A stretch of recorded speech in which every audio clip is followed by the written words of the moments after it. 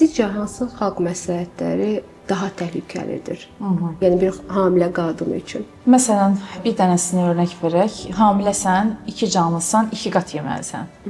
Məsələn, bu təhlükəli bir məsləhətdir. 2 qat yox, sağlam yemək lazımdır. Nə olursa olsun, hani özün doğ, təbii doğ. 2 dənə sancı verəcəksən, doğacaqsan. Biz özümüz 2 sancı ilə doğduq. Bir gedən kimi xəstəxanaya doğduq. Biraz təbii doğuş haqqında çox yüksək şeylə göndərirlər. Amma birinci doğuş çətin olur axı, biraz uzun çəkir. Bu zaman nə olur? Hamilələr biraz xəyal qırıqlığına uğrayırlar. Axı bu belə olmamalı idi. Görən həkimi nə isə səhv eləyir. Mənim məsələn mamam deyir ki, mən getdim 1 saat sonra doğdum. Mən niyə 6-7 saat xəstəxanadayım və doğa bilmirəm?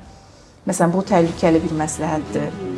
Təhlükəli şeylərdən biri, məsləhətlərdən biri deyir ki, məsələn, çox iş görmə, yat dincəl. Belə deyənlər də var. Amma aslında təbii doğmaq istəyən bir qadın bütün hamiləlik boyu hərəkətli olmalıdır. Əzəllər işləməlidir. Bəli, əzəllər işləməlidir. Biz həmişə deyirik ki, mən həmişə deyirəm ki, hamiləlik normal bir süreçdir. Sən xəstə deyilsən, sən hamiləsən, aktiv ola bilərsən, gün ərzində bu qədər yeriyə bilərsən, bu idmanla məşğul ola bilərsən. Amma daha çox hamilələri sən yat, sən ye, dincəl, onu eləmə, bunu eləmə. Tam pasiv bir hamilə yetişdirirlər və sonra da doğuş prosesində biz əziyyət çəkirik.